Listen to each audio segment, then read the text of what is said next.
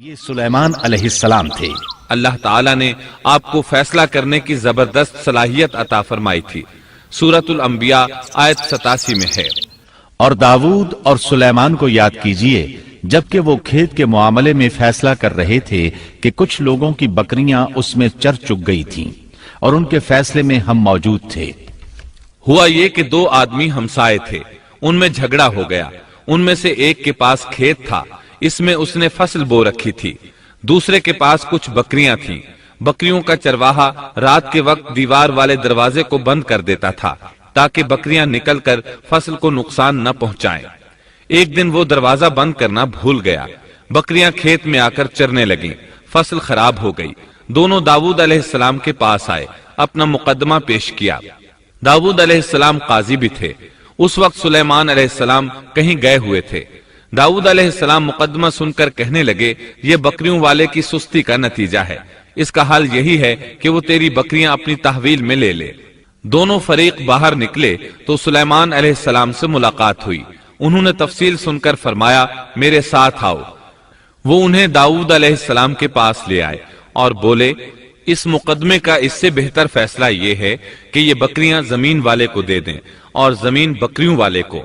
جب بکریوں والا زمین کو پہلی حالت میں اگا دے گا تو آپ دونوں کی چیزیں انہیں لوٹا دیں۔ اس دوران کھیتی کا مالک بکریوں کے دودھ سے فائدہ حاصل کرتا رہے گا۔ یہ فیصلہ زیادہ بہتر ہے۔ اس سے بکریوں والا اپنی بکریوں سے بالکل محروم نہ ہوا اور کھیتی والے کا نقصان پورا ہو گیا۔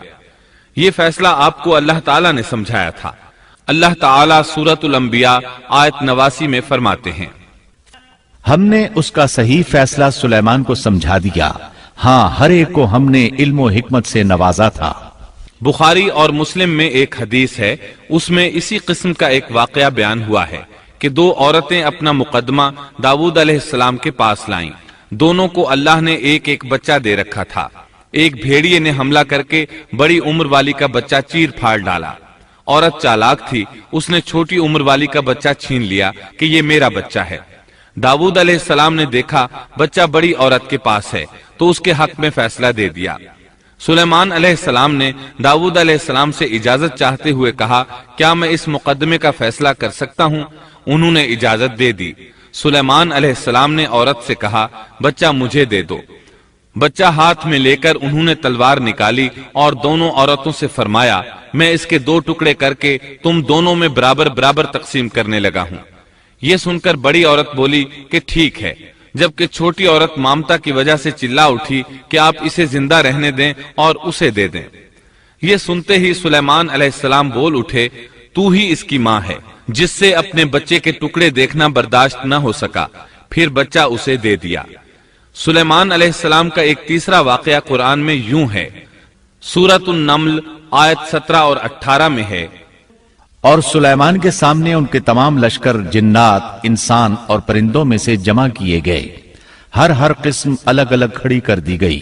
جب وہ چیونٹیوں کے میدان میں پہنچے تو ایک چیونٹی نے کہا، اے چیونٹیوں، اپنے اپنے گھروں میں گھس جاؤ، ایسا نہ ہو کہ بے خبری میں سلیمان اور ان کا لشکر تمہیں روند ڈالے۔ ان تمام لشکروں کو اکٹھا کیا گیا تھا۔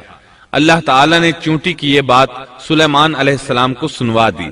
سورہ نمل آیت 19 میں ہے، اس کی اس بات پر سلیمان مسکرا کر ہنس پڑے اور دعا کرنے لگے کہ اے پروردگار، تو مجھے توفیق دے کہ میں تیری ان نعمتوں کا شکر بجا لاؤں جو تو نے مجھ پر انعام کی ہیں، اور میں ایسے نیک اعمال کرتا رہوں جن سے تو خوش رہے، اور مجھے اپنی رحمت سے نیک بندوں میں شامل فرما۔